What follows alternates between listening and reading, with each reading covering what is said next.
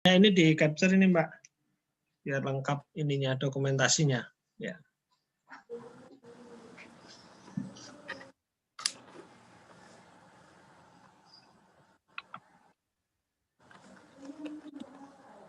Monggo.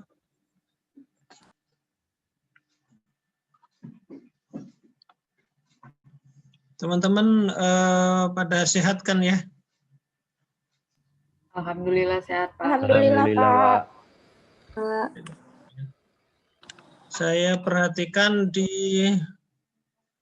bimbingan ya, bimbingan itu banyak yang keluhannya susah tidur, terus apa itu sering telat makan. Ini ya apa?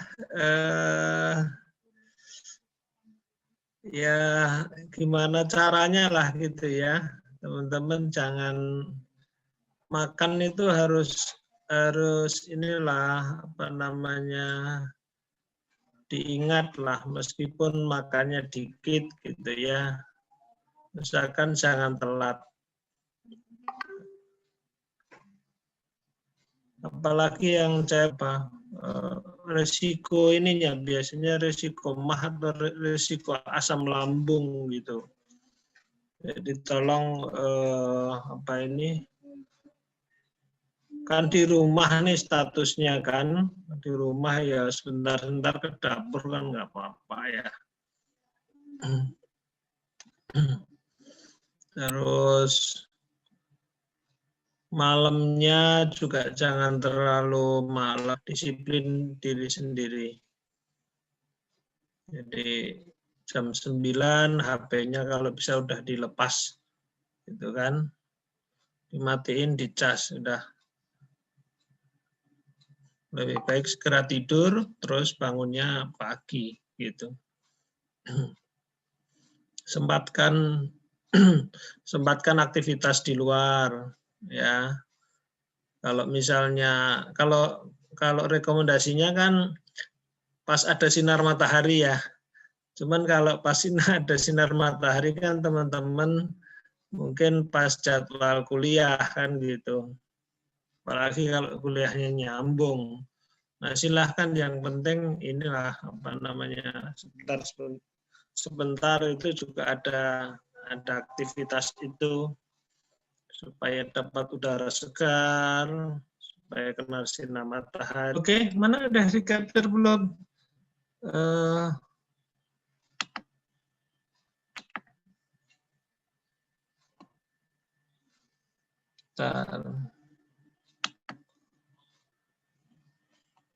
Lanjut dengan tanya jawab. Kemudian yang kedua nanti kita akan masuk ke pembahasan materi mengenai persediaan. Terus kalau memang masih ada waktu nanti kita manfaatkan untuk diskusi ya, penerimaan ya. Kemudian BMN dan terakhir persediaan. Jadi kalau bisa materi pasca UAS ini benar-benar kita mantapkan gitu ya. Baik, untuk presentasi tadi teman-teman kelompok Ciasa, Ifah sama Nevara kelompok berapa itu? Kelompok 7 Pak. Halo. Kelompok 7 Pak. Kelompok 7 ya, sudah disiapkan via YouTube ya, saya udah menyimak tadi subuh udah saya simak.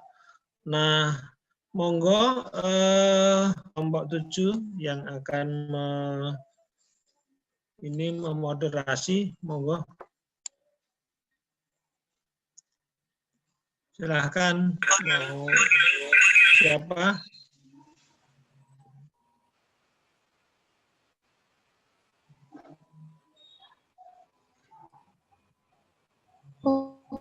Monggo. Siapa yang akan memoderasi untuk tanya jawab? Oh baik Pak. Langsung ke tanya jawab ya Pak berarti. Ya. Oke. Ya, selamat pagi teman-teman.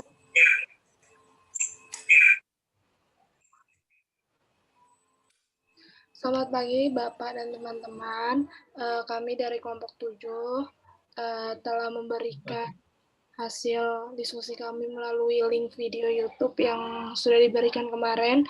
Maka kami akan membuka sesi tanya jawab sekarang. Silakan teman-teman yang ingin bertanya.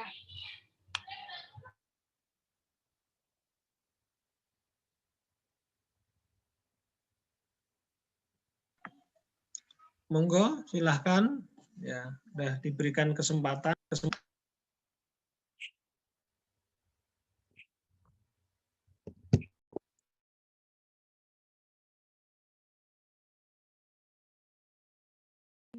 Lutfiah mau menyampaikan, monggo. Lutfiah mau menyampaikan, monggo.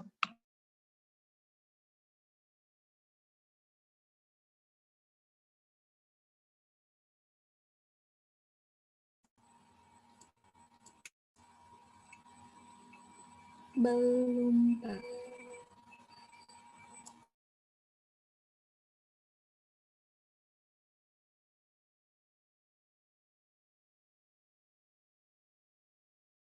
Silahkan yang lain. Faiza? Ya, Mbak.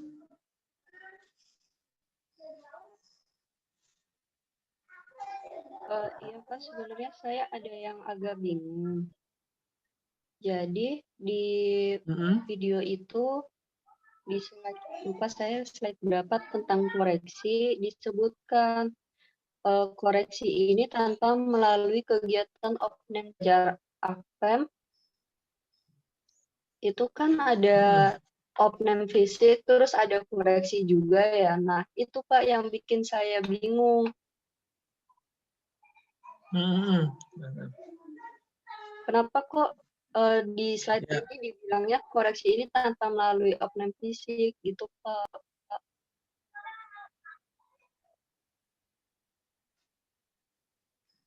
Ya, oke. Udah bisa ditangkap teman-teman kelompok 7 ini permasalahan dari Faiza, Ciasa dan kawan-kawan. Udah ya? Udah bisa ditangkap ya? Ya Pak, sudah. Oke, pertanyaan berikutnya. Ya, sekalian pertanyaan berikutnya kalau masih ada. 2 lagi, monggo. Pak, saya mau memastikan aja sih tadi di videonya adanya operator dan approver gitu ya Pak. Tidak ada validator. Berarti memang enggak semuanya itu selalu ada operator, validator, dan approver seperti itu ya, atau gimana Pak? Ya, oke. Itu pertanyaan kedua dari Safira ya.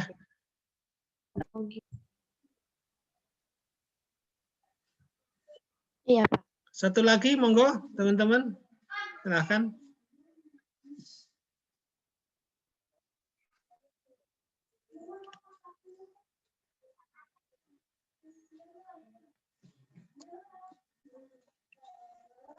Yuk, silahkan. Oke, kalau belum ada mungkin dijawab dulu. Monggo. Ciasa, Ifah, dan Nevara. Saya kira untuk menjelaskan dua pertanyaan tadi. Monggo, Mbak Ciasa atau Ifah atau Nevara, silahkan. Nggak harus urut, monggo. Mau pertanyaan dari Safira dulu ditanggapi, atau Faiza ya, yang di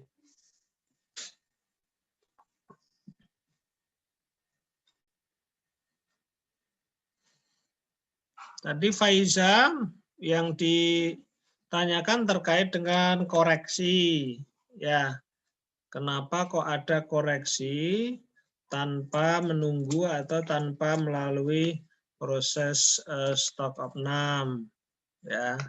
itu koreksi yang seperti apa, kan begitu. Ayo, monggo. Ya, atau dibuka saja ininya, slide yang di bagian itu seperti apa.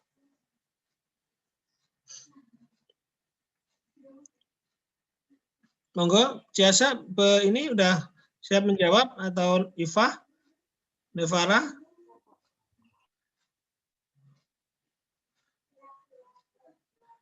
Sebentar Pak, Coba masih dilihat. kami bahas di kelompok ya Pak. Ya.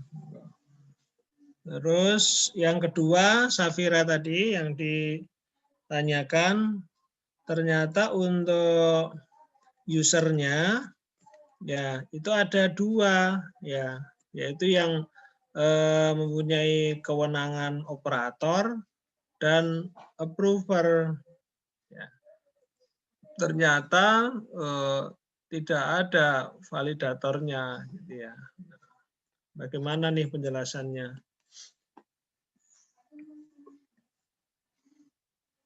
Yuk, monggo supaya cepat. Atau sambil menunggu ada pendapat teman yang lain, monggo, nggak apa-apa, silahkan. Ya, sambil nunggu ini. Penjelasan dari kelompok 7. Izin menjawab punyanya Safira, Pak. Tapi Oke, siap. mohon koreksi kalau salah. Untuk Ya, di persediaan sendiri itu memang adanya operator dan approver saja, karena approver sudah melakukan persetujuan dan verifikasi dan juga tutup periode, makanya tidak adanya validator untuk modul ini. Kayak gitu, Pak. Berdasarkan hasil sumber yang kami cari seperti itu, Pak. Ya, oke. Ya.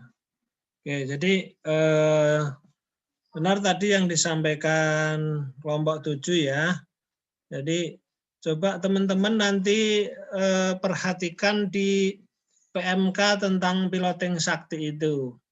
Kalau kita perhatikan ya, dari modul-modul yang ada ya, itu tidak semua penggunanya itu terdiri dari 3 level kewenangan itu.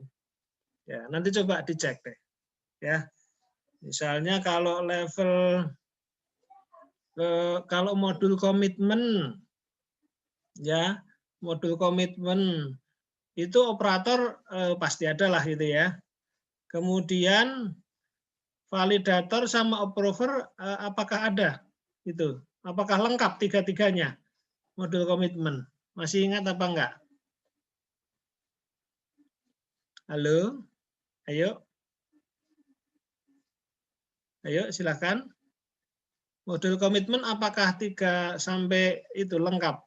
Operator, validator, approver. Cuman operator sama approver, Pak. Iya, betul. Di modul komitmen juga hanya ada operator sama approver. Kemudian di modul pembayaran lengkap ya. Ada approver, validatornya PPK, kemudian approvernya adalah PPSBM. Terus di penganggaran teman-teman, di modul penganggaran, itu lengkap atau hanya operator sama approver? Ingat apa enggak? Kayaknya juga cuma 2 ya. Operator dengan approver ya. Ya kan? Iya, Pak. Iya, Pak. Oke.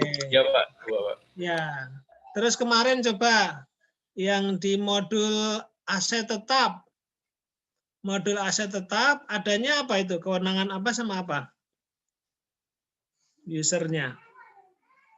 Ayo, monggo. Yang di modul aset tetap kemarin. Silahkan. Operator sama approver ya, Pak? Lengkap ya, Pak?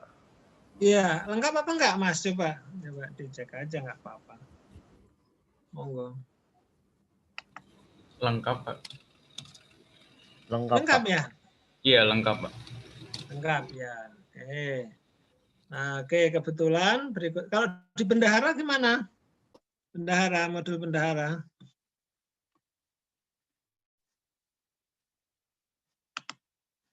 Lengkap apa enggak? Bendahara sih kayaknya cuma langsung ke bendaharanya aja ya. Betul. Kayaknya operator aja deh, Pak. Ya, langsung kan situ ya. Iya. Hanya satu lah itu ya, tetapi kewenangannya untuk menu-menu semua ada di bendahara kan gitu ya. Nah, itu teman-teman. Jadi berdasarkan modul-modul yang ada tadi, kita coba identifikasi.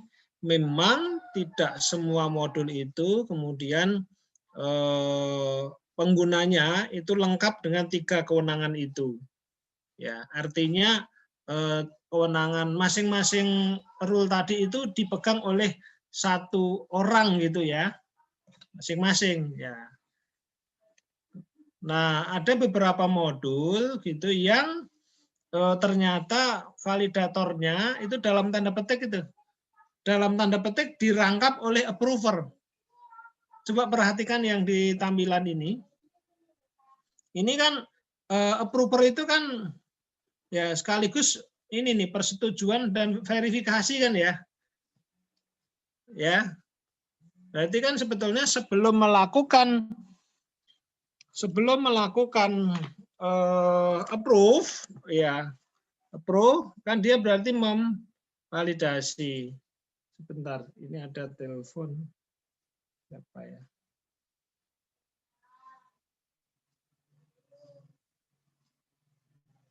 Bentar ya.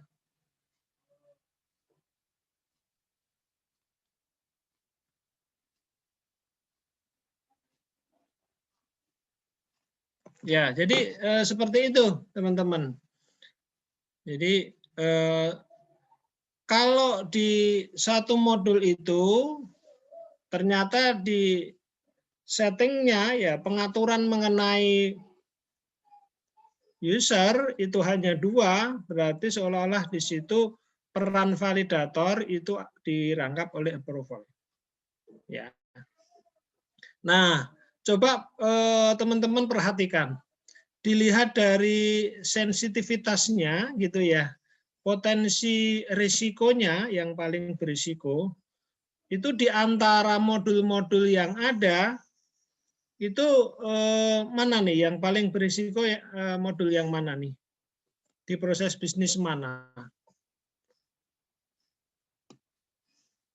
Jadi modul anggaran sampai dengan persediaan ini atau nanti sampai ke modul GL gitu ya terakhir itu di antara modul yang ada itu mana yang paling berisiko? Mas Rodi, monggo berpendapat Mas Rodi.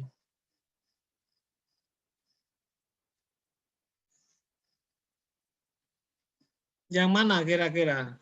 Modul bendahara ya, Pak. Karena tadi cuma satu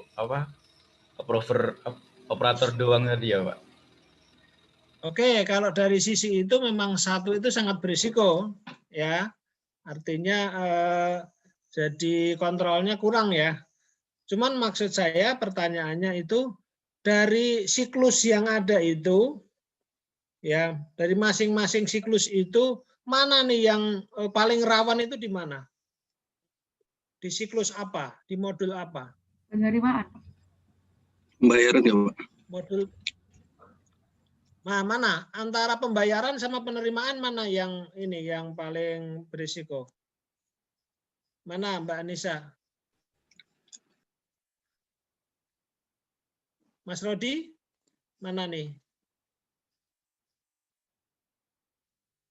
Kalau orang katakan mengajukan revisi ini di modul anggaran ya, itu sudah berdampak pada uang atau belum? Berdampak pada kas apa belum? Belum, Pak. Belum. Belum. Ya, maka yang paling rawan kira-kira di mana itu? yang dekat dengan nanti dampaknya kepada material gitu loh, yang dampak pada material. Pembayaran ya, iya kan? Pembayaran. Iya, ya. Pak.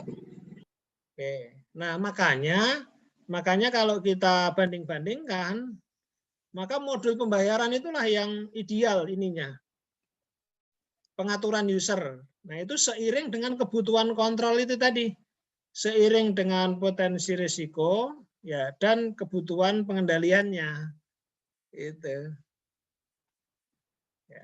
Nah, untuk persediaan dibanding dengan pembayaran ya itu dinilai tidak terlalu berisiko. Ya, di samping juga untuk memotong rantai ini supaya prosesnya tidak terlalu panjang kan gitu ya. Misalnya begini, kita di kampus nih, di kampus ini kan kalau misalnya untuk pembelajaran di kelas kan perlu spidol dan sebagainya itu kan, yang kita ambil di gedung B ya, dekat gedung C itu kan. Nah kalau harus katakan di situ harus melalui proses katakan operator, validator, approver kan lama kan ya. Nah, ya udah karena dari sisi layanan juga menghendaki relatif cepat, kemudian juga tidak terlalu berisiko, ya. Nah, kemudian pengaturannya kita bisa sederhanakan gitu, langsung dibuat 2 kewenangan. Ya. Kira-kira itu ya penjelasannya. Ya, jadi ini sekaligus mengidentifikasi pengguna ya user di modul-modul lainnya. Ya, kemudian kita lihat tadi dari sisi risikonya, kemudian kita lihat juga dari sisi kebutuhan simplifikasi proses ya layanannya itu. Oke, tadi yang menyampaikan Faiza ya. Kita confirm dulu. Faiza sudah terjawab, Mbak? Itu mungkin tadi pertanyaan Safira, Pak. Safira, Pak. Oh, Safira. Ya, Safira, sorry ya. Terus sudah, yang Faiza terkait dengan koreksi. Safira udah ya, Mbak ya? Iya, sudah, Pak. Oke, sip.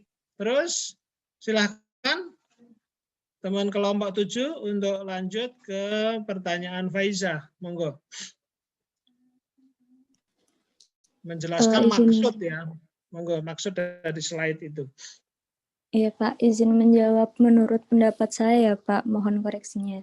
Iya, silahkan. Nanti kita diskusikan sama-sama teman-teman. Iya, jadi di bagian koreksi itu dia kan tanpa melalui kegiatan opname fisik, lalu harus disetujui oleh user approval.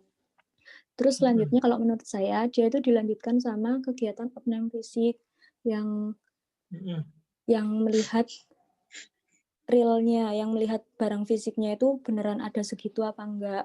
Terus nanti selanjutnya bakal dikonsolidasikan hasil antara fisik sama koreksi itu, yang nanti hasil akhirnya itu bakal diinputkan ke modul persediaan. Jadi hasil akhir itu yang akan jadi saldo akhir barang persediaan. Jadi saling melengkapi gitu Pak antara opname fisik sama koreksi.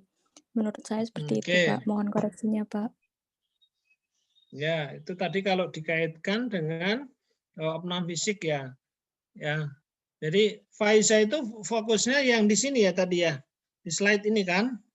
Jadi kalau koreksi setelah ada opname fisik atau tindak lanjut dari opname fisik, kita sudah paham semua kan gitu ya. Berdasar opname fisik, maka ya saldo itu harusnya nanti mengikuti hasil opname fisik.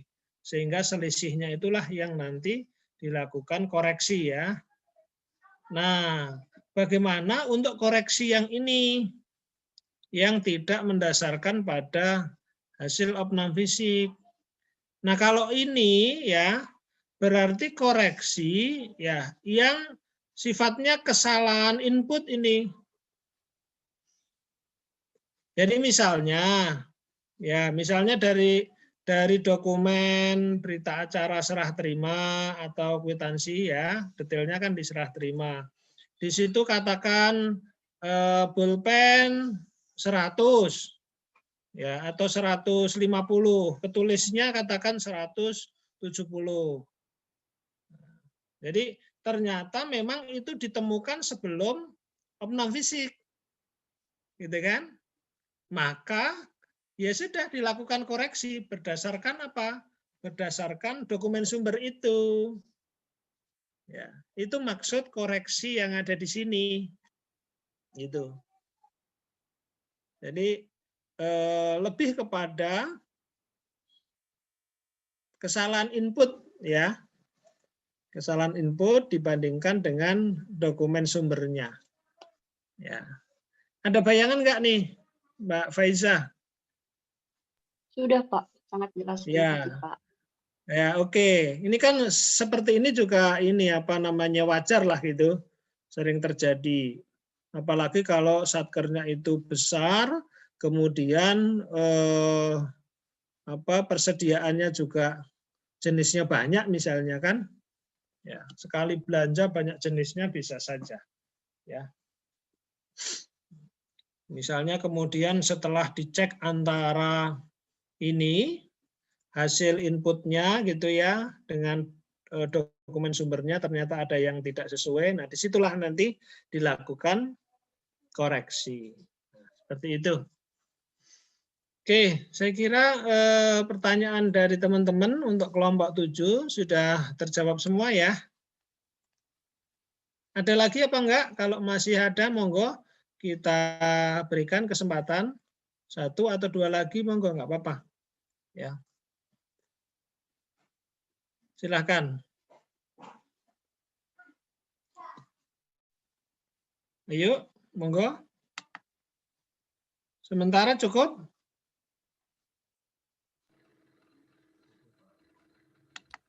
Oke, kalau sementara cukup, coba teman-teman sambil ini ya.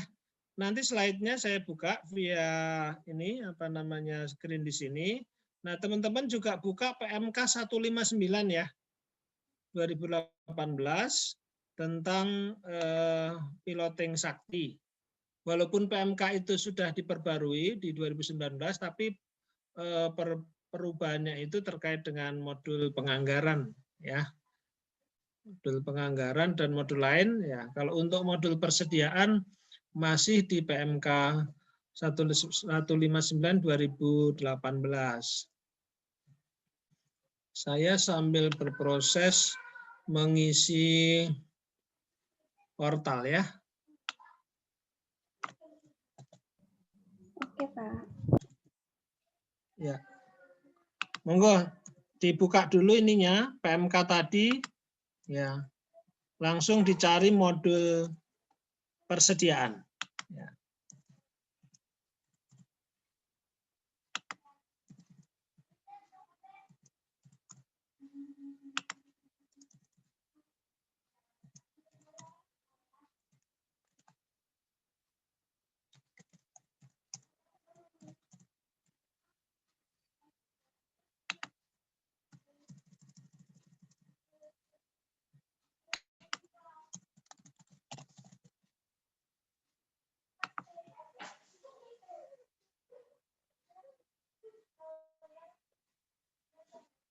Sudah dibuka teman-teman ininya, PMK-nya?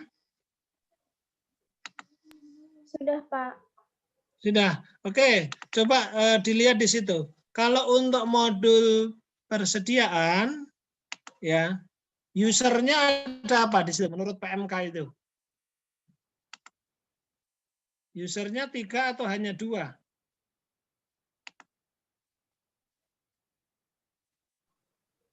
Tiga, Pak. Ada 3 ya? Di modul persediaan. Saya juga ini deh, saya share deh ininya. Sebentar. Mana nih? PMK. Nah, ini nih.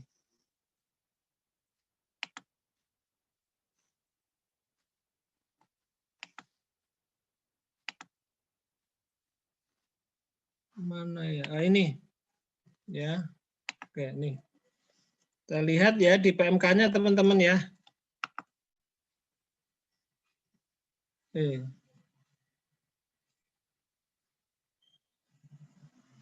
Ini jaringannya kayaknya memang agak lambat nih.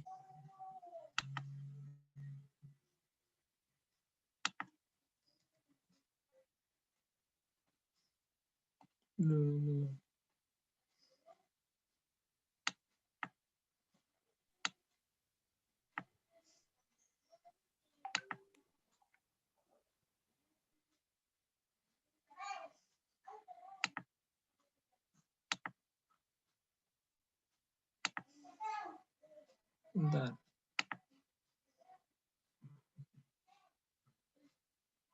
Ya, ini persediaan. Persediaan itu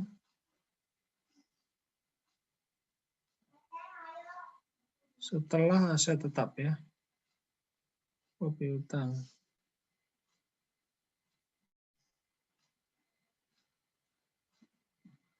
Nah, ini.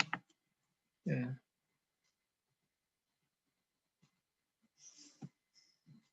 Oke, kita urut aja ya. Kita urut dulu nanti pengayaannya di slide ya. Metode pencatatan perpetual ya sesuai dengan ini apa namanya transaksinya. Metode penilaian di situ apa kalau di PMK ini?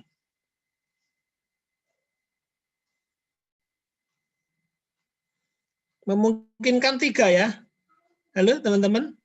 Iya, 3. Iya, Pak. 3. Ya, 3.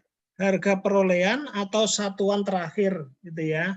Jadi ada yang menyebut harga perolehan terakhir, ada yang menyebut HST ya, teman-teman ya.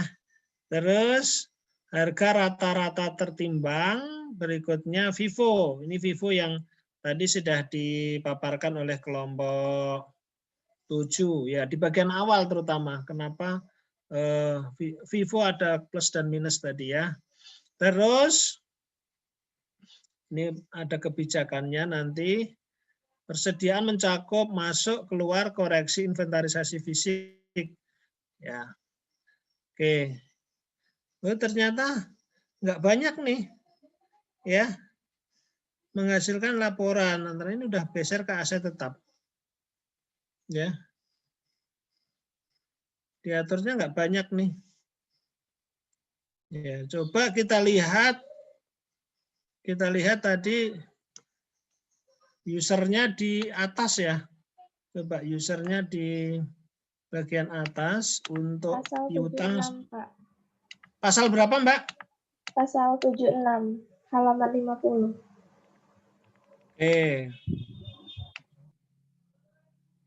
Pasal 76 itu pasal 7 dan 6.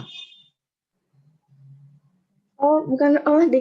Ini yang itu, Pak, yang untuk persediaan aja, maaf, Pak. Ya, iya, makanya pasal berapa? Pasal 76. 76. Iya, halaman 50.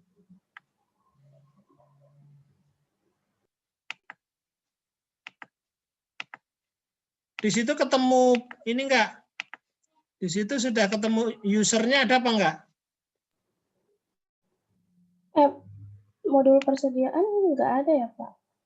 Ya, malah enggak ada ya. Iya, Pak. Malah enggak diatur kan di situ. Kewenangan kalau yang bawah ini kan malah kewenangan pengguna operator dalam aset tetap adalah ya ini gitu ya. Iya, Pak. Kalau di aset tetap di sini ada validator, ada approver nih. Ya. Lewat ini ya. Coba teman-teman cari ke yang lain. Yang sebelumnya ada enggak pengaturan rule coba di atas. Ini administratornya. Terus operasional modul ini kan secara umum ya.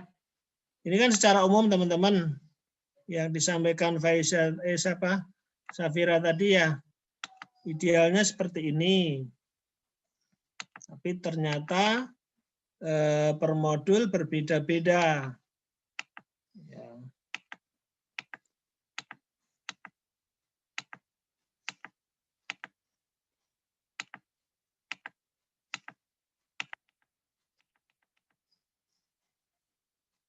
Ya, nggak terlalu ini nih, nggak terlalu detail nih untuk persediaan ya. Ya. Nah ini ada nih persediaan tadi ada nih sedikit. Ini ya, pejabat atau pegawai yang ditunjuk sebagai approver untuk modul aset tetap dan modul persediaan. Ketemunya di sini nih teman-teman. Ya, ini untuk approver berarti ada. Ya, coba kita lihat kalau validator ya. Validator di atas ini ada apa enggak? Nah, enggak ada. Kita enggak menemukan ada validator untuk persediaan. Adanya ini nih. Validator untuk aset tetap. Ya. Berikutnya kalau untuk operator pasti ada kan gitu ya. Itu jadi ketemunya di sini nih di pengaturan umum teman-teman di pasal berapa nih? Ya, pasal pengaturan umum pasal 12 ya. Jadi kalau tidak ada penjelasan di bagian persediaan ya di pasal yang mengatur mengenai persediaan berarti dia mengikuti pasal umum yang ada di pasal sebelumnya, pasal-pasal sebelumnya. Itu ya. Oke. Dari sisi PMK tidak terlalu banyak yang diatur. Terus coba kita lihat ini PMK yang perubahannya teman-teman. Yang PMK tahun 2019, PMK 2003. Kalau saya lihat di sini, saya perhatikan ini penyempurnaan untuk penganggaran, pembayaran, sama piutang nih. Karena piutang kan baru ditambahkan ya. Nah ini. Nah, piutang. Kalau untuk persediaan juga nih. Dan kondisi terakhir nih, kondisi kalau ada permasalahan dengan down system ya, sistemnya down. Oke, baik itu teman-teman, sehingga secara teknis kita akan lihat di materi slide ya.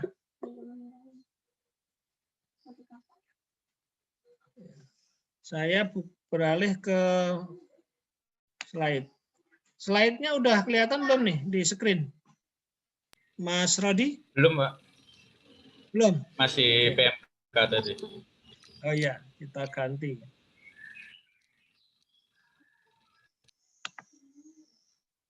Slide-nya ini.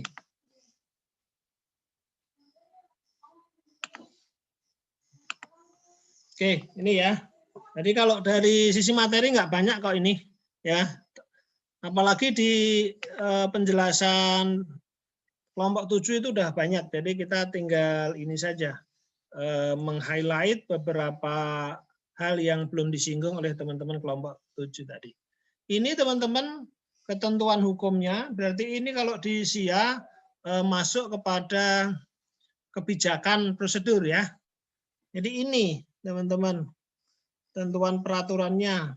Paket undang-undang keuangan pasti, tata cara pelaksanaan, kemudian pengelolaan BMN. Ya, pengelolaan BMN secara khusus ya, berarti ada fungsi penatausahaan. Ya. Pengelolaan BUMN kan kemarin udah kita singgung ada 11 kan. Dari 11 itu yang paling ini banyak relevansinya dengan aktivitas pembukuan, akuntansi, pencatatan, pelaporan, ya berarti penatausahaan. Berikutnya dari sisi teknis, ini adalah PMK tentang piloting sakti, tadi yang sudah kita buka dan perubahannya, ya. Nah kemudian ini teman-teman, ya, nih, ini saya belum share ya. Tolong nanti teman-teman ini ya ada yang volunteer ini ya cari ini ya Perdirjen Perbendaraan nomor 41 2018 ya. Nah dari materi inilah sebetulnya sumber dari ini rujukan yang dipakai untuk menyusun slide ini. Ya, kalau PMK kan tadi masih masih global kan? Ya, nah detailnya ada di sini nih teman-teman. Oke, kita lihat kebijakan berikutnya, pengakuan, ya ini lebih banyak ke akuntansi pemerintah, ya. Jadi karena teman-teman sudah memperoleh materi ini, udah kan ya, Mas Rodi ya? Mas Rodi untuk akuntansi pemerintah kan udah dibahas ya, yang seperti ini ya? Sudah Pak. Sudah, oke. Ya, jadi terkait dengan pengakuannya ya persediaan diakui pada saat potensi manfaat ya dan mempunyai nilai atau biaya yang dapat diukur. Kemudian diakui pada saat diterima. Nah, berarti nanti kita kaitkan dengan berita acara serah terima. Ya kan? Secara teknisnya berarti nanti harus ada BAST gitu atau dasar ya saya. Oh, semangat ya. Hati-hati ya.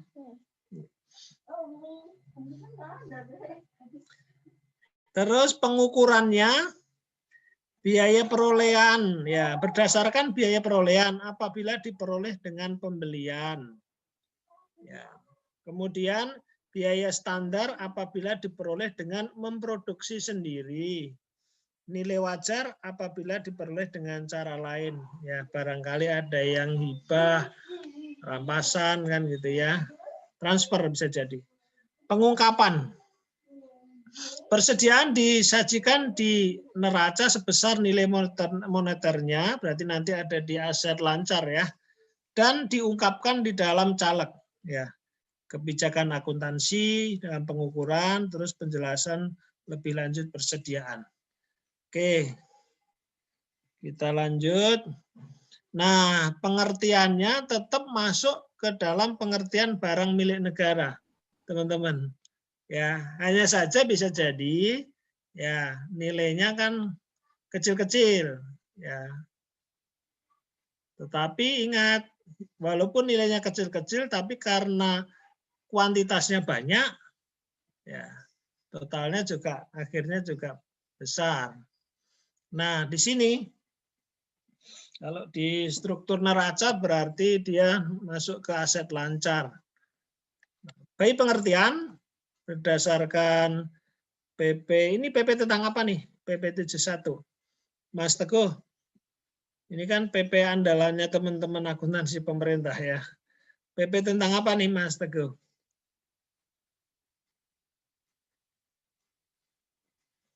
Apa nih Mas? PP 71 2010. Standar akuntansi pemerintah. Oke, ya. Ini kalau lulus jurusan akuntansi harus tahu ya.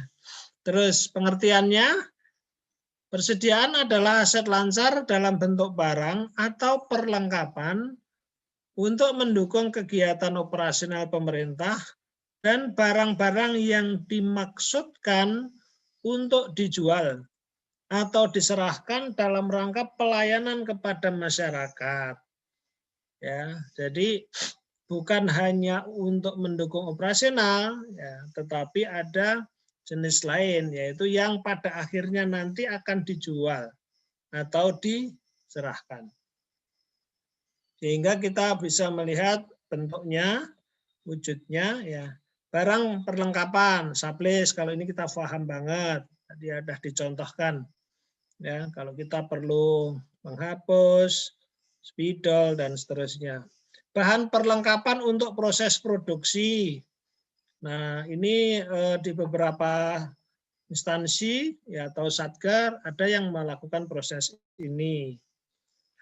Barang dalam proses produksi yang dimaksudkan untuk dijual atau diserahkan. Terus barang yang disimpan untuk dijual atau diserahkan kepada masyarakat dalam rangka kegiatan pemerintahan. Terus ini ruang lingkupnya, ya ini mensummary dari yang tadi nih, ya. Barang perlengkapan untuk digunakan sendiri, mendukung operasional, untuk dibeli, ya yang dibeli untuk dijual, diserahkan, terus barang yang digunakan untuk proses produksi. Ya, kalau produksi itu dilakukan sendiri, swakelola, ya. Jadi dari situ kita akan peroleh di sublist-nya barang habis pakai, tak habis pakai, bekas pakai. Ya, ada status di situ barang bekas pakai. Kalau habis pakai ya sudah sekali keluar, ya sekali keluar sudah dianggap hilang kan gitu ya. Ada juga barang tak habis pakai. Ya. Terus ini lanjut. Oke, sekarang berdasarkan akun, ya dari detail dari aset lancar itu ada barang konsumsi, amunisi, bahan untuk pemeliharaan, suku cadang, persediaan untuk tujuan strategis berjaga-jaga, pita cukai atau legas, bahan baku, barang dalam proses tengah jadi, tanah atau bangunan untuk dijual diserahkan pada masyarakat, hewan dan tanaman untuk dijual diserahkan pada masyarakat. Oke, kalau satker pada umumnya ini diantara jenis-jenis ini ya sesuai dengan akun yang ada ini biasanya mana ini yang relatif umum ada di setiap satker? Mana nih Mas Rodi nih dari daftar ini? Barang konsumsi ya Pak. Iya, barang konsumsi. Ya. Seperti ATK itu kan berarti masuknya di konsumsi ya. Konsumsi. Iya, Pak. Kalau amunisi itu kira-kira nanti ada di mana itu? Di satker apa? Pak. Ya, gimana Mbak Nisa? Di Polri, TNI, Kementerian Pertahanan. Iya, betul.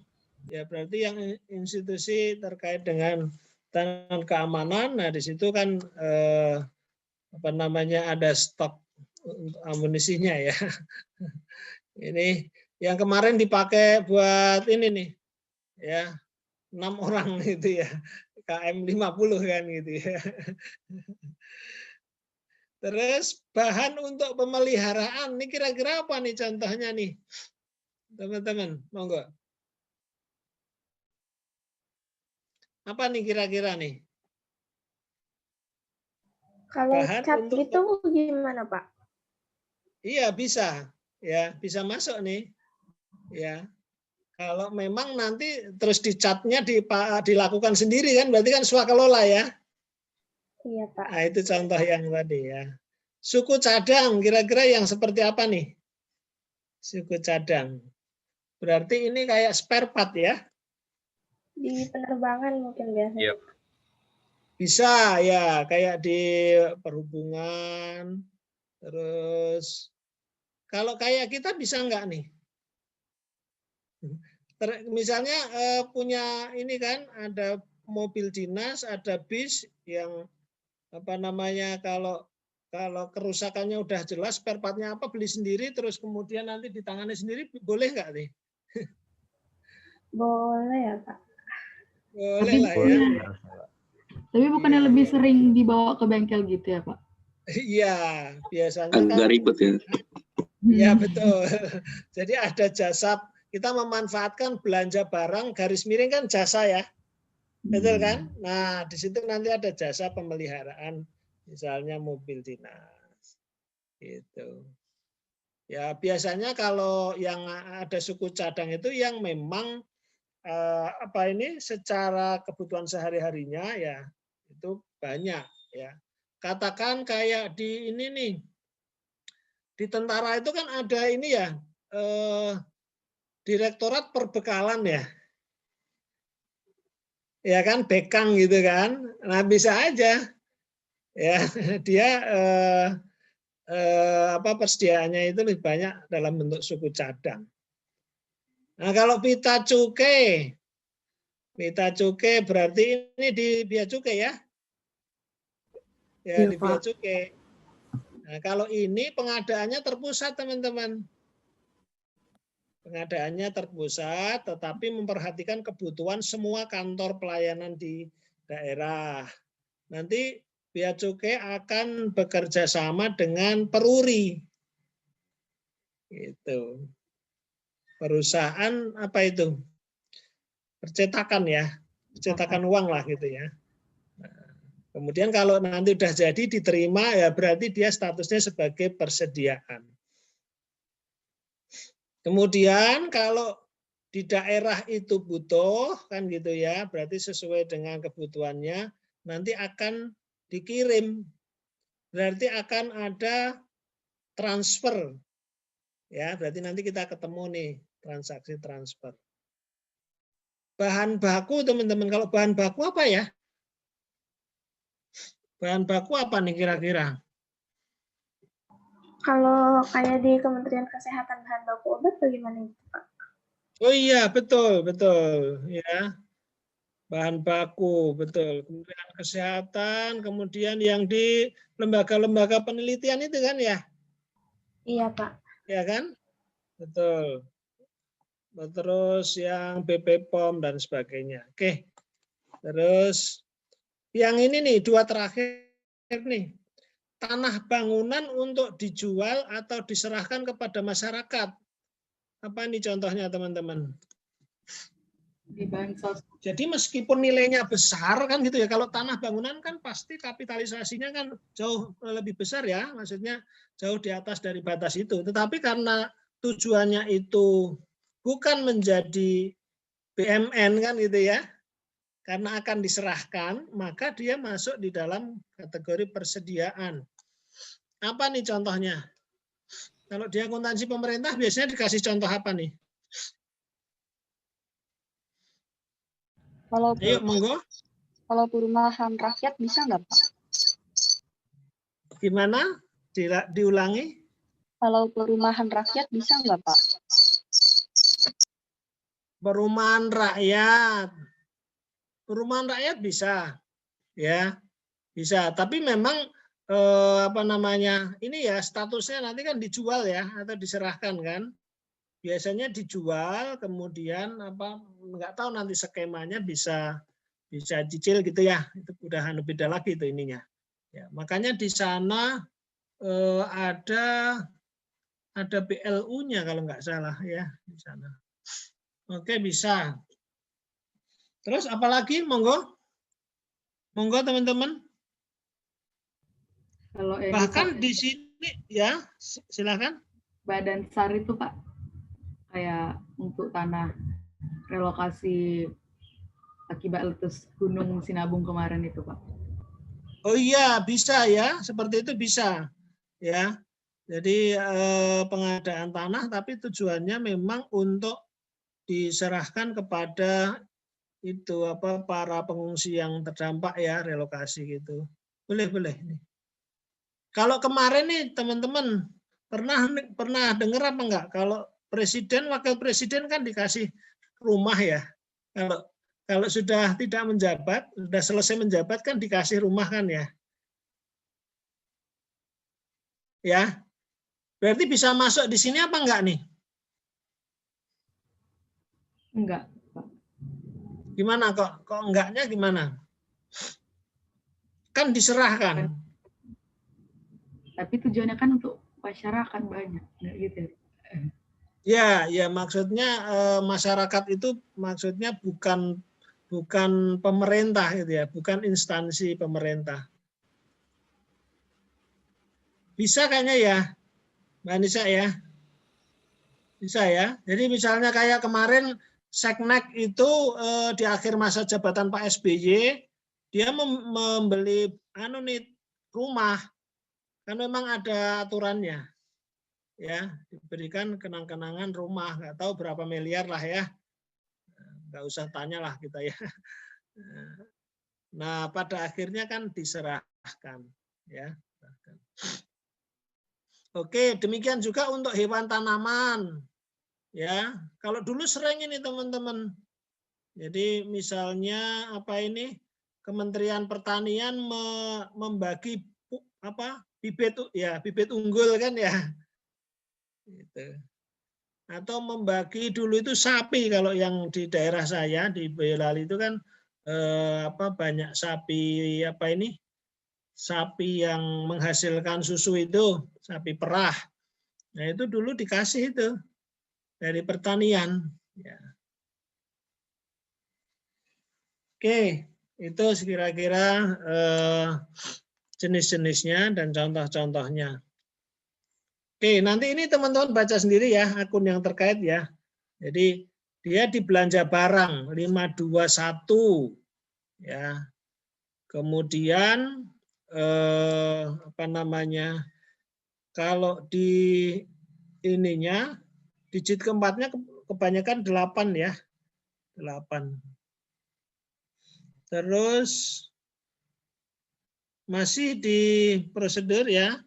Jadi nanti kita akan melakukan rangkaian siklus persediaan ya, persediaan teman-teman. Di situ ada proses masuk ya, aktivitas transaksi masuk dan keluar. Secara prinsip ya, kalau masuk berarti bisa dari pembelian, bisa dari hibah masuk, bisa dari transfer masuk.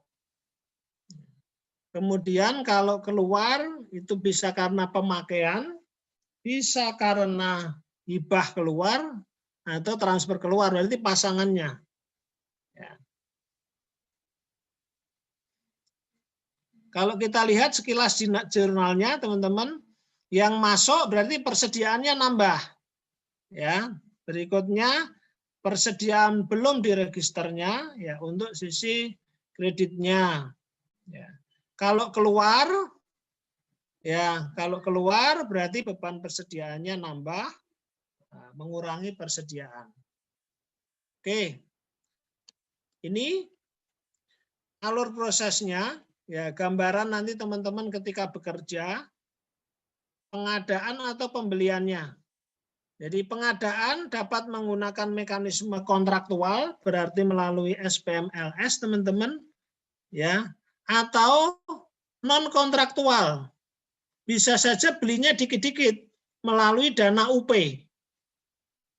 ya, melalui uang UP kan belinya mungkin beli ATK dikit-dikit kan gitu ya, sesuai kebutuhan nggak sampai 6 bulan, mungkin hanya untuk berapa periode saja. Nah, itu dari cara apapun ya tetap nanti akan kita lakukan pencatatan sebagai barang masuk ya. Nah, umumnya ada permintaan pengadaan dari unit. Tetapi biasanya teman-teman yang seperti ini sudah dirancang periode-periode sebelumnya. Biasanya kebutuhannya itu unit itu apa saja, berapa, itu sudah diprediksi ya. Kemudian ada pembelian baik yang langsung maupun non kontraktual.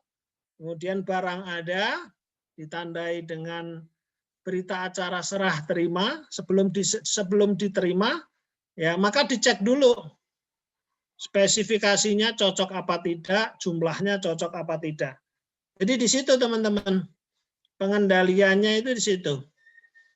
Ya, jadi pesannya seperti apa, kemudian ketika barang datang sebelum dinyatakan diterima, ya tanda tangan berita acara serah terima, maka harus dicek dulu. Kemudian penyimpanan persediaan di gudang, ya. Seiring dengan itu maka pencatatan kan gitu ya yang harus dilakukan. Persediaan keluar, ya. Keluar itu bisa tadi dipakai, bisa dihibahkan, bisa ditransfer ke satker yang lain, ya. Permintaan, pengecekan ada apa tidak, terus kemudian penyerahan diikuti dengan pencatatan. Saya kira ini relatif sederhana lah ya. Gambaran modul, teman-teman, tadi sudah dinyatakan bahwa modul persediaan untuk pencatatan transaksi barang, kemudian selanjutnya jurnal otomatis, terus pembuatan laporan persediaan. Jadi simpel nih, ya, simpel banget ya, dibanding dengan aset tetap. Ya. Ruang lingkupnya, ya, nanti dalam kondisi tertentu ya, ada tahapan migrasi data awal, ya, migrasi data saldo awal. Berarti kita bicara transisi ini, peralihan dari sistem lama ke sistem baru. Bagaimana kalau sudah berjalan, ya sudah menggunakan sakti beberapa periode, ya ini langkah ini kan hanya sekali kan gitu ya. Berikutnya setup metode pencatatan dan penilaian, ya berarti berdasarkan tadi kebijakan ya. Berikutnya pencatatan referensi kode barang. Terus mekanisme pencatatan transaksi, ya, berarti nanti kita bicara ininya rekamannya, terus tutup buku, ya kita bisa melakukan pelaporan dan konsolidasi. Outputnya buku persediaan, yang detail nih, laporan persediaan dan laporan posisi persediaan di neraca. Terus, nah ini secara keseluruhan kalau kita gambarkan terkaitannya ya dan alurnya teman-teman. Nah mungkin yang perlu kita update dari kalau teman-teman sudah memperoleh bahan dari slide yang lama ya, nanti ada perbedaan dikit. Kalau yang lama kita lihat modul aset tetap sama persediaan, fokus kita persediaan. Nah kalau yang lama teman-teman, yang lama ini ada sambungannya dengan sini, ada sambungannya dengan bendahara. Yang lama. Ya, karena apa? Karena kalau yang lama ketika ada pembelanjaan dari UP, bendahara itu yang mencatat ininya, jumlah uangnya, terus kode barangnya, sama jumlah barangnya. Itu ya. Nah, tetapi di yang baru sekarang, aktivitas itu dicatat oleh komitmen. Sini. Ya, makanya kalau ini kan tetap akan ada hubungan ini ya. Baik yang lama maupun yang baru ada hubungan. Karena kalau yang lama ya, kan sudah ada LS dari sini. Ya kan? Yang kita bahas kemarin di modul komitmen sama modul pembayaran kan BAST kan tetap dicatat oleh komitmen kan? Nah, demikian juga yang berasal dari bendahara teman-teman. Yang berasal dari pembayaran UP juga kalau ada persediaan maka dia dicatat juga oleh komitmen. Jadi nyambungnya ini ke komitmen. Sini ya.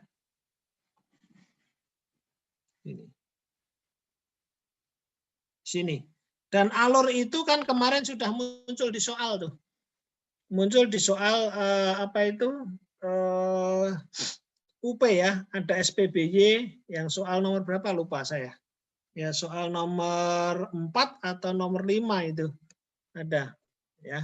Jadi komitmen mencatat penerimaan barang baik dari LS kontraktual maupun dari UP. Ya, di sini kan.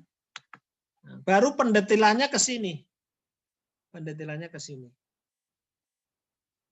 Nah, terkait dengan modul yang lain, nah nanti silahkan teman-teman baca sendiri nih. Ya, jurnal terbentuk di sini nanti akan mensupport JLP. Ya, dan seterusnya. Ya, dan seterusnya. Ruang lingkupnya, ya ruang lingkup penggunanya, teman-teman, yang jelas penggunanya adalah Satker. Di situ ada namanya unit akuntansi kuasa pengguna barang. Jadi ini sebetulnya menjadi satu bagian dengan aset tetap, ya, aset tetap. Tapi kalau unitnya itu besar, Satkernya besar, biasanya yang lola persediaan ada petugas tersendiri. Ya, nah kemudian kalau satkernya itu sangat besar, maka di situ dibutuhkan satker pembantu. Berarti dari sisi unit akuntansinya juga ada unit akuntansi pembantu. Gitu. Coba bayangin teman-teman seperti UIN misalnya. UIN Jakarta. Itu kan besar banget, banyak fakultas kan? Kalau misalnya katakan persediaan itu hanya dikelola terpusat di UAK PB, betapa repotnya melayani semua fakultas kan gitu ya, ada S1, S2, S3 ya, nyebar seperti itu kan ya. Nah, biasanya nanti di masing-masing fakultas ada yang namanya ini unit akuntansi pembantu. Ya, bayangannya seperti itu. Hampir sama ketika mengelola UP juga dimungkinkan untuk ada bendahara pengeluaran pembantu. Ya. Nah, sehingga nanti kalau dari sisi aplikasi ya sudah, nanti masing-masing juga mengelola sesuai dengan ininya, apa namanya tadi, scope. Ya, kalau dia di satker pembantu itu levelnya katakan fakultas, ya di satu fakultas itu masing-masing. Ngumpulnya tetap nanti di satker induknya, rektoratnya misalnya ya. Oke, jadi ini adalah apa namanya sesuai dengan kebutuhan nih, ya. Kalau misalnya satkernya kecil ya nggak usah, kayak di setan sementara ya hanya satker induk saja, ya. Kalau misalnya satkernya kecil bisa ditangani oleh UAK PB ya sudah satu saja, ya. Nah teman-teman pada sakti ya hubungan antara satker dengan ininya satker induk dengan pembantunya itu nggak ada permasalahan karena kan tinggal ini saja dia ada di satu database ya. Nah sehingga ketika dikonsolidasi misalnya ya kita nggak perlu lagi apa namanya mindah-mindah data. Begitu di query kan oke, fakultas ini kan sudah ada yang ngelola, ada yang apa mencatat penggunaannya masuknya kan gitu ya. Nah, nanti yang rektorat udah tinggal otomatis saja. Itu gambarannya. Kemudian tadi ada pengaturan usernya tadi sudah ya, operator dan approver. Ya, kalau mau apa gampang mengingatnya teman-teman, apalin yang ini nih, apalin yang approver persetujuan, ya kan? Sebelum sampai ke persetujuan ada verifikasi, ya sehingga apa namanya validator include di sini. Tutup buku. Nah selain itu berarti menjadi tugas operator begitu. Cara ininya, cara ngapalinnya ya. Jadi nanti kalau ada soal ABCD kan teman-teman udah gampang nih. Yang bukan tugas operator ya ini, ya merekam, mencetak, mencatat, dan seterusnya.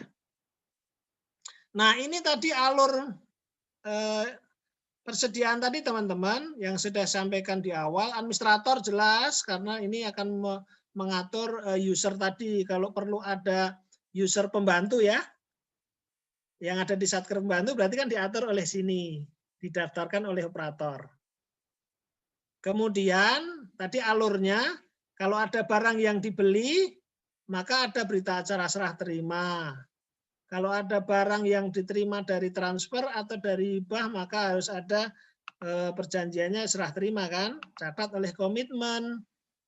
Tapi hanya elemen pokoknya saja. Jumlahnya, kode barangnya apa, nilainya berapa. Detailnya nanti oleh persediaan. Ya, detailnya oleh persediaan. Oke, dengan aset tetap bagaimana hubungannya? Ini kan aset lancar. Berarti nanti akan tergabung ke dalam ini dengan aset tetap menjadi pos-pos di neraca. Oke, berikutnya ini alurnya ya. Mulai setting metode migrasi. Ya. Migrasi tadi penjelasannya kalau misalnya sebelum menggunakan Sakti itu menggunakan aplikasi persediaan, kalau untuk aset tetap berarti simak ya, maka dilakukan migrasi dulu dari aplikasi sebelumnya. Ya. Migrasi itu meliputi dua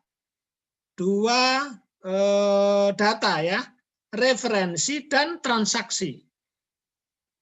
Jadi ilustrasinya begini, teman-teman. Kalau transaksi itu kan sudah jelas. Transaksi oke, pembelian persediaan apa saja di situ. Pulpen, kemudian buku, kertas ya dan sebagainya. Itu transaksi, penggunaan transaksi. Nah, referensi itu adalah kode-kode yang digunakan. Kode-kode yang digunakan. Nah, kode-kode itu ada yang berlaku umum, ada juga yang berlaku khusus.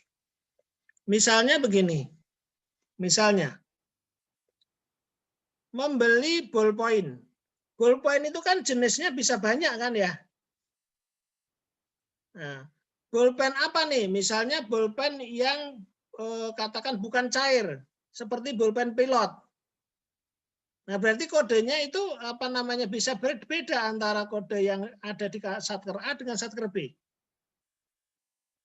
Gitu kan? Kalau cair seperti apa? Kalau spidol seperti apa? Spidol whiteboard sama spidol untuk permanen kan bisa dibedakan kan? Gitu. Karena bisa jadi harganya berbeda. Gitu kan? Nah, itulah yang dimaksud dengan referensi. Jadi sampai ke kode itu. Makanya ketika dia akan beralih ke aplikasi yang baru, kode-kode itu dibawa. Jadi lengkap ya, lengkap. Baru setelah data dari aplikasi sebelumnya itu siap, baru nanti dilanjutkan dengan transaksi-transaksi berikutnya. Misalnya ini 2019, berarti di awal Januari ini sudah ada kan gitu ya. Baru nanti kalau Januari tanggal 1, 2 ada transaksi baru lanjut ke sini. Ini ya. Transaksi masuk, keluar, penggunaan, transfer tadi, atau hibah, terus koreksi yang ditanyakan Faiza tadi ya, koreksi, terus stock of name. Baru nanti dari masing-masing ini ada persetujuan, setelah persetujuan memungkinkan cetak laporan, ya tutup buku, terus masuk ke gabung dengan data aset di neraca. Simpel teman-teman untuk persediaan. Nah ini penjelasan yang tadi, migrasi saldo awal ya. Jadi baik data referensi maupun transaksi. Karena aplikasi yang sebelumnya ini desktop ya. Desktop ya berarti dibuat ADK-nya dulu, diimport dulu datanya. Ya, diimport datanya kemudian nanti akan dimasukkan ke sini. Nah, bagaimana ngontrolnya? Bagaimana memastikan bahwa data itu sudah masuk semua? Ya, maka sebelum di-approve gitu ya, maka dibandingkan ini kan bisa dicetak nih. Dari yang lama kan ada rinciannya, kemudian ketika sebelum di-approve masuk ke sini, ini juga bisa dicetak nih. Baru nanti dibandingkan. Ya, dibandingkan. Cara bandinginnya teman-teman teknik rekonsiliasi itu. Jumlah totalnya sama enggak? Kalau misalnya beda, kira-kira kita telusuri nih subtotalnya mana yang beda kan gitu. Nah, kita fokus kepada yang beda kan. Baru nanti ya subtotal yang beda kita masuk ke rinciannya. Itu tekniknya. Oke. Nanti penjelasannya teman-teman baca sendiri itu. Tapi secara prinsip ya penjelasannya yang tadi saya sampaikan. Nah, ini catatan dalam migrasi, teman-teman, diawali dengan titik periode, ya, November tahun anggaran yang lalu. Kalau ini memang mau digunakan mana nih? Desember misalnya kan. Jadi ini bulan ini tergantung ini ya. Bulan ini tergantung nanti kebijakan mau berubahnya kapan kan gitu ya, peralihannya kapan. Berikutnya terdapat 2 ADK tadi, harus 2 ADK. Jangan hanya transaksi saja. Kalau hanya yang dipindah transaksi saja bisa jadi tadi referensinya ngaco. Kesesuaian tadi hasil cetakan dari 2 sistem lama dan sistem baru. Ya.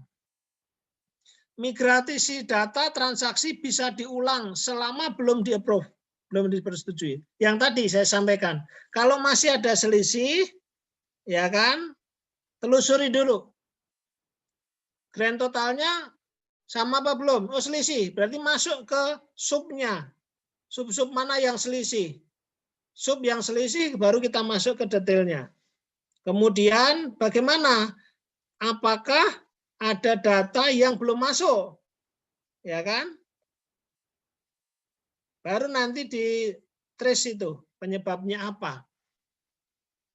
Bikin ADK ulang. Gitu ya, bikin ADK ulang kalau misalnya ADK-nya tidak lengkap. Baru nanti dimigrasi ulang nih. Jadi migrasi di situ bukan berarti sekali terus memberikan hasil yang lengkap, bisa jadi ada yang kurang kan ya. Baru kalau sudah dinyatakan tadi hasil pengecekannya lengkap, baru di approve menjadi data awal. Lanjut, data persediaan yang gagal dimigrasi atau belum masuk bisa diinput melalui menu saldo awal.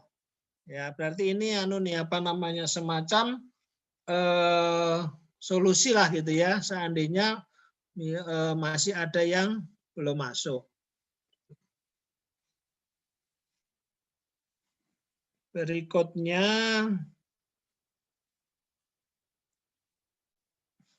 setup metode, ya. Setup metode di situ terkait dengan pencatatan dan penilaian. Kalau metode pencatatan saya kira nggak ada masalah karena memang hanya 1 metode, ya. Jadi di situ pencatatan persediaan dilakukan secara langsung dan berkesinambungan, ya, sesuai dengan jumlah dan harga pokok. Berarti ketika ada serah terima, ya detailnya seperti apa langsung dilakukan pencatatan. Nah, mungkin yang metode penilaian, ya tadi sesuai PMK-nya kan memang memungkinkan ya salah satu dari 3 ini.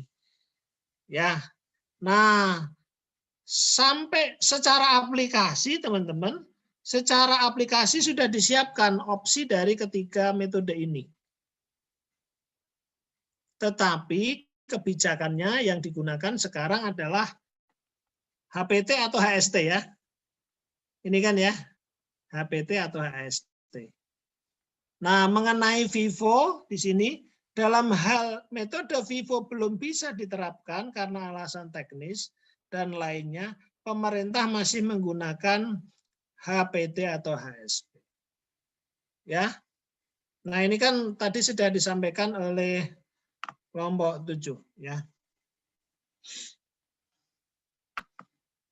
Oke, kita lanjut. Setup metode terkait dengan penilaian ya. Aplikasi persediaan menggunakan pencatatan virtual, pelaporan secara periode, kebijakan penilaian yang boleh digunakan adalah HST ya. Coba kita lihat nih sama-sama ini teknik penghitungannya. HST per KPB ya. Atau pembantu KPB ditambah KPB menjadi 1 kesatuan perhitungan HPT. Maksudnya ketika melakukan perhitungan nilai per jenis persediaan ya, itu dilakukan oleh sistem, dia membaca semua data di dalam UAK PB itu. Maksudnya begitu ya. Jadi tidak menghitung per fakultas tadi sesuai dengan contoh yang tadi ya. Perhitungannya cakupannya bukan per fakultas tetapi per semua universitas tadi ya, semua satker levelnya. Rumusnya adalah nilai persediaan, ya, nilai per jenis persediaan pada tanggal neraca sama dengan kuantitas tadi per jumlah persediaan sesuai dengan jenisnya, ya, kali harga pembelian terakhir. Ya. Tadi yang saya contohkan teman-teman, kalau misalnya ada spidol, ya kan? Spidolnya apa nih? Ya, spidolnya whiteboard. Ya, berarti di situ tuh jenis itu kalikan harga yang terakhir. Coba teman-teman bayangin ya. Jadi begini, biasanya problem yang terjadi ketika nggak hati-hati di situ dalam menerapkan jenis-jenis itu ya. Jangan sampai nanti misalnya mencampur nih jenis tadi, jenis barang atau persediaan tadi yang katakan whiteboard, yang tadinya katakan 20.000, ya kemudian ada whiteboard yang harganya itu sangat beda banget gitu. Nah ini yang nanti menimbulkan apa nih? Nilai di sini nih yang bisa berbeda jauh, ya, bisa berbeda jauh. Kalau di rata-rata antara di rata-rata dengan nilai apa ini HST-nya bisa berbeda jauh. Oke, itu kira-kira apa namanya permasalahan yang ada di dalam perhitungan HST. Terus pencatatan referensi kode barang tadi ini. Pencatatan referensi dilakukan oleh UAK PB pada level operator. Referensi kode barang mengikuti referensi kode barang UAK PB tadi ya. Referensi pembantu ya tadi nggak boleh fakultas tadi yang statusnya sebagai unit akuntansi pembantu ya, pembantu kuasa pengguna barang itu tadi membuat referensi nggak boleh ya. Jadi harus mengikuti kode referensi yang dibuat oleh UAK PB-nya ya. Jadi supaya konsisten tadi. Karena kalau itu konsisten, maka di dalam perhitungan nilai tadi menjadi masuk akal gitu, ya, nggak ada masalah. Pencatatan kode dilakukan perhatikan klasifikasi kode dan akun persediaan, pasti ya, harus clear dulu akunnya, baru nanti detailnya. Terus pencatatan referensi kode barang menggunakan menu referensi submenu pengelolaan barang persediaan. Ada referensinya. Pencatatan transaksi, ini berarti sudah masuk ke transaksi sehari-hari teman-teman. Awalnya ada saldo dulu, saldo sebelumnya menjadi saldo awal, terus ada transaksi masuk, ya transaksi keluar, ada koreksi, ya inventarisasi fisik persediaan, berarti bicara stok of none. Oke, ini detailnya. Transaksi masuk, saldo awal, transfer, hibah, rampasan, perolehan lainnya. Coba siapa nih sekarang yang lagi aktif nih? Yang lagi aktif. Nggak ada yang aktif ya, satu ya.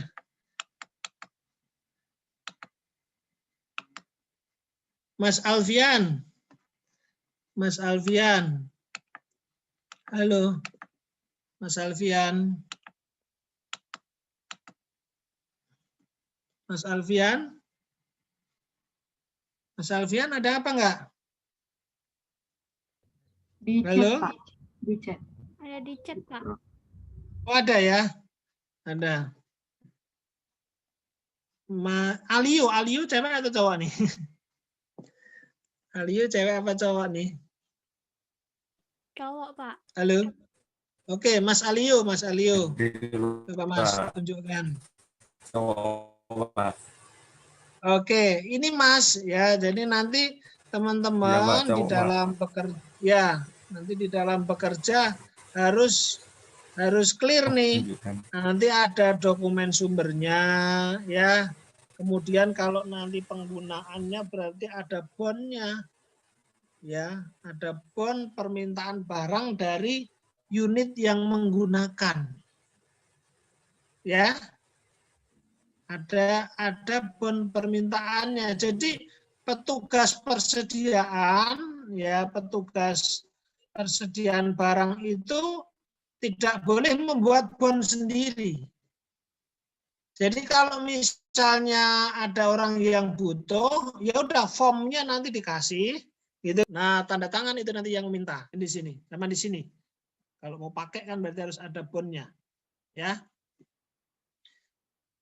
Terus dari aktivitas ini, ya ada transfer, ada hibah.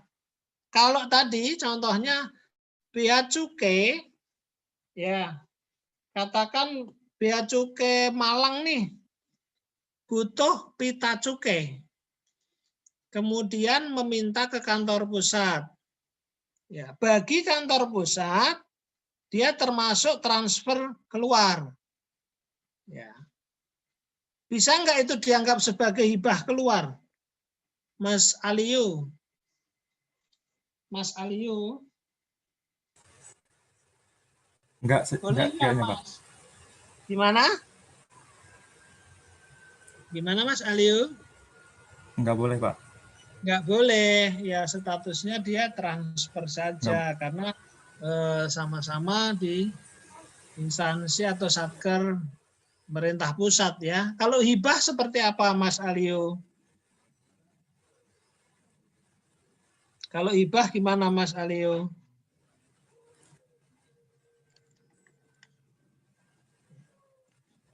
Kalau hibah contohnya seperti apa Mas Aliu?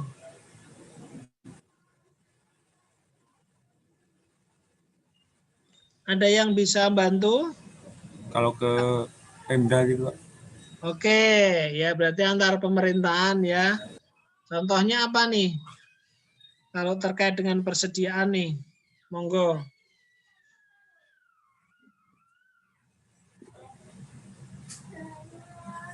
Misalnya Pemda Tangerang Selatan, katakan apa nih? Atau ini nih, ya Pemda Tangerang Selatan memberikan sumbangan buku tulis misalnya ya, atau alat tulis gitu. Tapi kepada siapa? Kepada misalnya universitas tadi, UIN Jakarta. Berarti kan udah dari Pemda ke pusat kan itu ya. Nah kemudian buku tulis, alat tulis itu nanti menjadi persediaan untuk dibagikan kan. Kayak gitu ya Mas Aliu ya. Halo? Iya, Pak. Iya. Oke. Iya, Pak. Oke, kemudian ada transaksi keluar itu karena rusak, karena usang ya. Bisa saja. Buku-buku udah lama ternyata dimakan rayap kan gitu ya.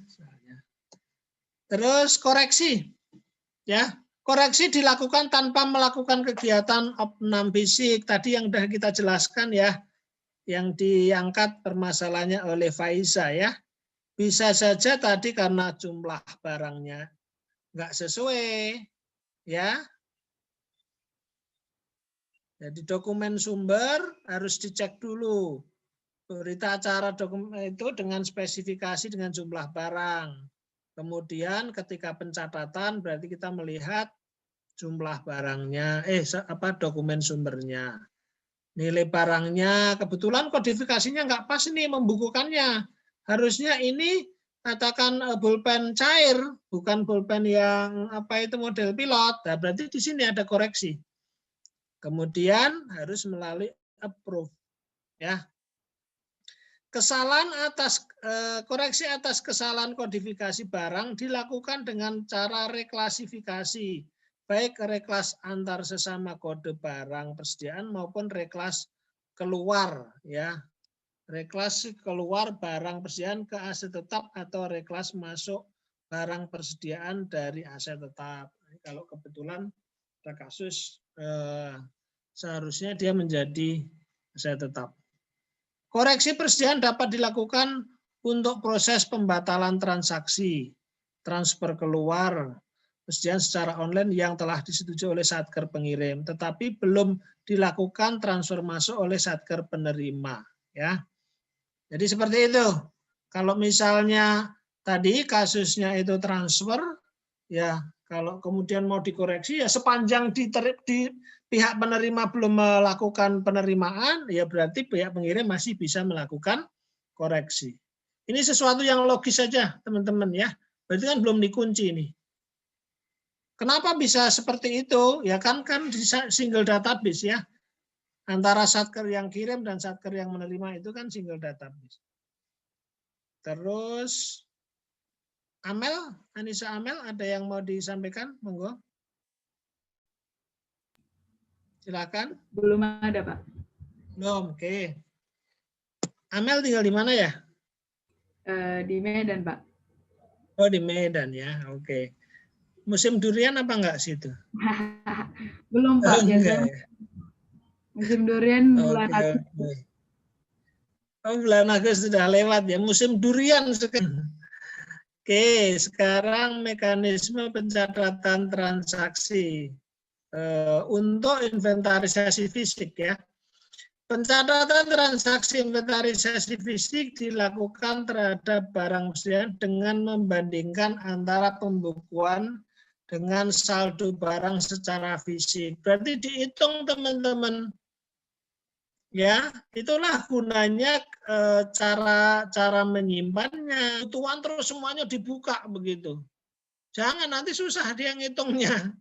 Kalau misalnya ada satu box, katakan tadi spidol gitu ya, jangan semuanya dibukain. Ya. Dihabisin dulu box yang sudah terbuka supaya ketika opnam fisik gampang kan gitu ya. Terus ada berita acara, menurut fisik berapa, menurut pembukuan berapa kan gitu ya. Barulah nanti ketemu selisihnya ya. Hasil inputan opnam fisik ini harus disetujui oleh KPB ya. Kuasa pengguna barang, berarti kepala kantor nih ya, dengan user approval ya. Baru berikutnya ada koreksi terhadap hasil opnam fisik ya. Oke. Ini kayaknya malah belum dicantumkan ya. Pencatatan transaksi inventarisasi fisik dilakukan oleh operator menggunakan transaksi inventarisasi fisik. Tutup buku, ya tutup buku. Tutup periode merupakan proses pemindahan saldo pada periode bulanan. Tutup buku pada persediaan, berarti untuk tutup buku tetap bulanan ya, bahkan sampai periode 14. Tutup buku pada modul persediaan dilakukan oleh approver. Ini teman-teman ya. Karena ini menyatakan bahwa ya datanya sudah lengkap. Nah, makanya approver nih. Ya. Sebelum melakukan tutup buku, approver wajib memastikan transaksi semuanya sudah diinput dan benar. Ya. Approver harus melakukan penutupan periode modul sebelum bulan sebelumnya, ya, sebelum melakukan persetujuan transaksi bulan berjalan. Ya, namanya bulanan ya harus ditutup dulu bulan sebelumnya. Ini laporan-laporannya, teman-teman. Laporan persediaan, laporan dalam bentuk buku, laporan persediaan, laporan rincian persediaan tadi. Ya, kita bisa menyajikan sesuai dengan kelompok persediaannya, rincinya seperti apa kan gitu ya. Bagaimana penggunaannya, ya bagaimana saldonya ada di sini, nilainya berapa, mutasinya, keluar masuknya, kalau memang ada transfer, ya, terus laporan posisi persediaan di neraca. Ya. Ini konsolidasi. Dalam hal UAK PB membentuk pembantu, maka ya laporannya di level UAK PB, ya, di level rektorat tadi. Konsolidasi berarti menggabungkan semua yang ada di UAK PB, di pembantunya, ya. Semua pembantu nanti terkumpul di rektorat tadi. Operator UAK PB melakukan pencetakan laporan konsolidasian. Laporan konsolidasian tadi dicetak dari menu operator UAK PB. Ya, kan pencetakan ada di operator tadi ya. Terus ini terkait dengan beberapa risiko ya. Umum ini risiko umum teman-teman. Ya. Data Indo, ada pengendalian tergas data, pembatasan akses data Indo. Nah, ini kan termasuk user tadi ya. Termasuk juga pada barang-barangnya ya. Barang-barangnya ada pengamanan juga.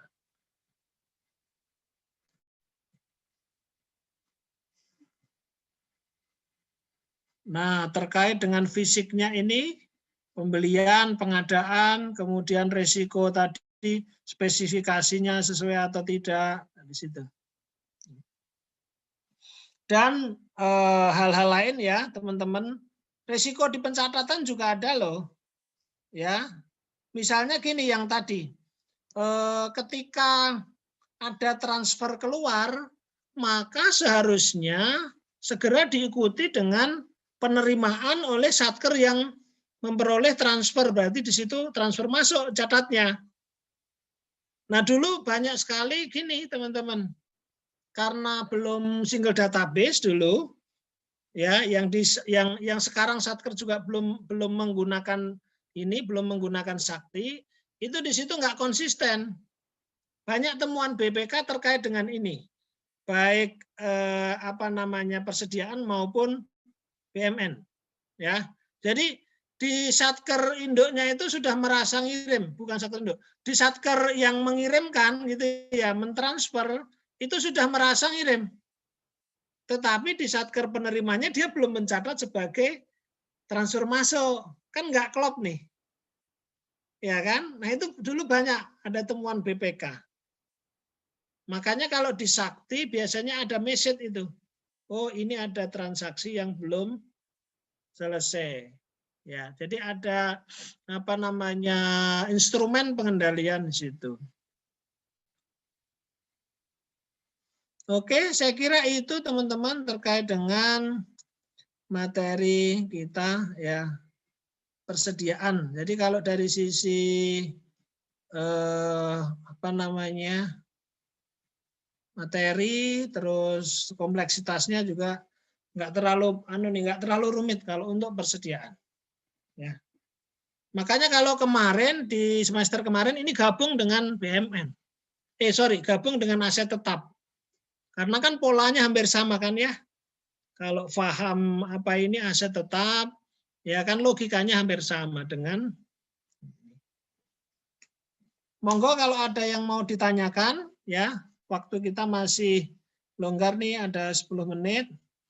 Ya, kalau terkait dengan materi persediaan ini katakan sudah nggak ada yang ditanyakan, boleh silahkan kita diskusi ke materi yang sebelumnya. Ya, monggo ini kesempatan untuk kita interaksi secara langsung. Untuk membahas yang kemarin-kemarin masih meragukan, silahkan. Silahkan kalau mau pakai chat juga monggo ya.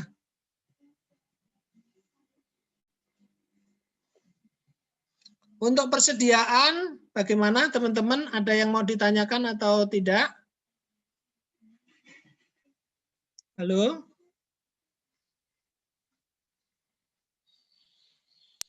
Kalau dari saya monggo, Safira. Enggak, udah saya. Pak, mau nanya, Pak. Ya, monggo, Nisa.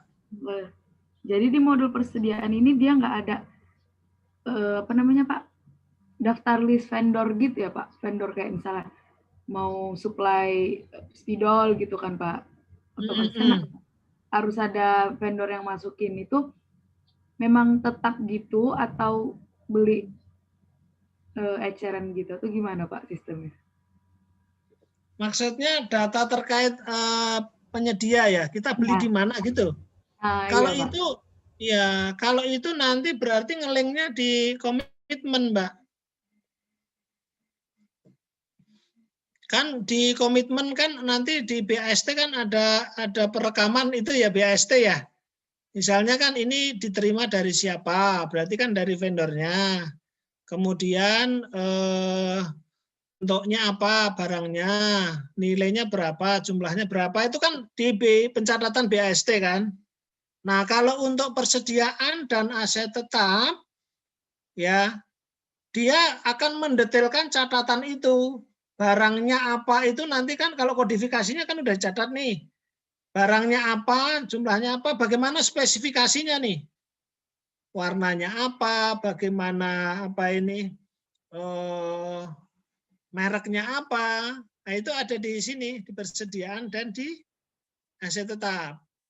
Ya, tapi kalau kita mau tahu vendornya ya atau suppliernya ya berarti di komitmen tadi. Ya, kalau untuk yang kontraktual kan itu nyambung dengan data supplier kan ya. Ya, seperti itu. Tapi kalau untuk yang BAST dari apa ini? Dari dana UP ya bisa jadi tidak selengkap yang kontraktual. Gitu. Misalnya beli di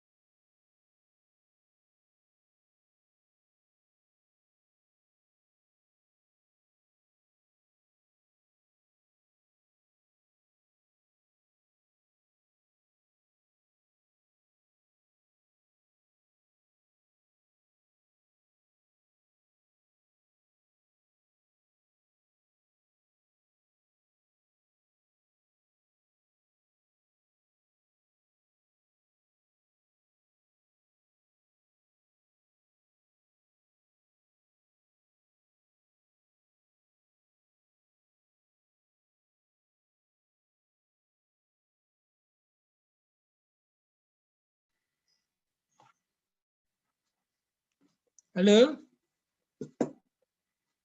Ya, udah nyambung lagi ya. Ya, sorry tadi apa putus. Oke, kalau ini udah nggak ada pertanyaan. Tadi saya lupa memberikan komentar ke presentasinya kelompok 7 ya. Ciasa, Iva sama Nevara. Untuk presentasinya tadi sudah bagus. Untuk penyempurnaannya ada beberapa masukan ya. Halo? Halo? Iya, Pak. Iya, Pak. Ya, tolong dicatat. Yang pertama mungkin gini, karena judulnya itu tadi kan Vivo ya. Halo? Iya, Pak. Benar, Pak. Ya, karena judulnya Vivo, maka coba yang terkait dengan Vivo itu dieksplorasi lebih jauh, lebih banyak. Tadi kan penjelasan tentang Vivo kan sebetulnya udah lumayan tuh. Bagaimana mekanisme Vivo itu, kemudian plus minusnya ya. Seperti apa kan tadi udah ya, ada slide-nya itu. Nah, coba ini apa namanya, coba ditambahkan dengan simulasi datanya. Ya. Jadi kalau misalnya tadi kelemahannya, kalau misalnya menggunakan Vivo nanti akan ketemu pajak penghasilannya terlalu tinggi, yang gitu-gitu kan ya. Halo? Iya, Pak. Berarti diberikan realisasinya gitu ya, Pak? Iya, diberikan simulasi. Misalnya kan oke, kalau misalnya harga persediaannya sekian, maka katakan di situ HPP-nya seperti apa, kemudian keuntungan seperti apa, terus apa namanya, pajak seperti apa. Terus nanti kalau misalnya harga itu nanti katakan naik atau turun, nah pada akhirnya nanti seperti apa itu. Jadi pembahasan tentang tadi plus minus FIFO itu jadi apa namanya, di samping ini ya, di samping banyak juga apa namanya tadi menjadi lebih jelas gitu ya. Baik, Pak. Syukur-syukur gitu, syukur-syukur dibandingkan dengan yang sekarang dipakai nih. Yang sekarang dipakai apa nih? Yang sekarang dipakai kan HST kan ya? Iya, betul Pak, nggak? HST, Pak.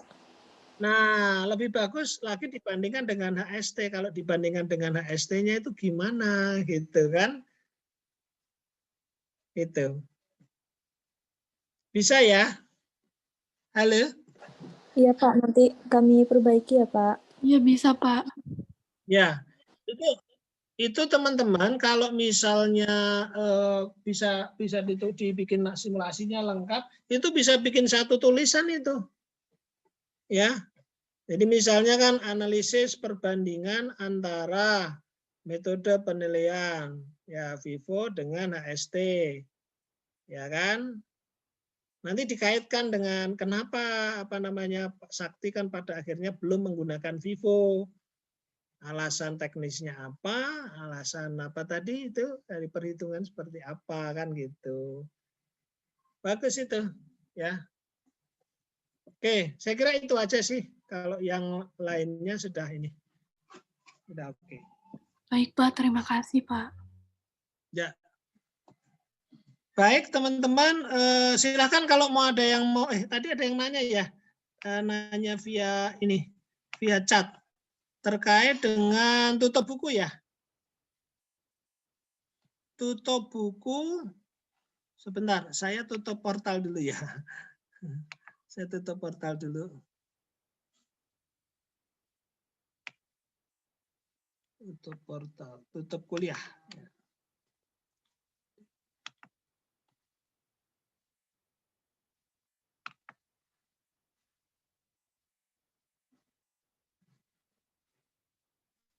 Oke.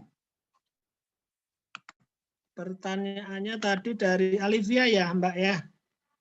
Alivia, tutup buku persediaan bersifat sementara. Ya. Sebelum ke modul JLP. Iya, betul.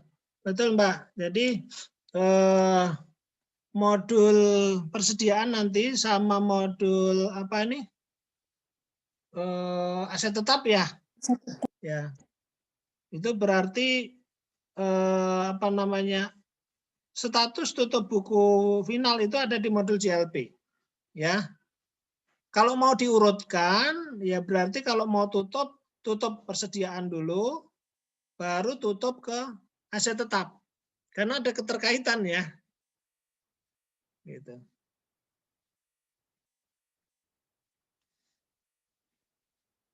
Jadi jangan tutup aset tetap dulu ya. Jadi aset tetap persediaan dulu karena nanti tadi akan menjadi bahan ini di pos aset lancar ya, terutama kalau yang satker biasa kan barang konsumsi.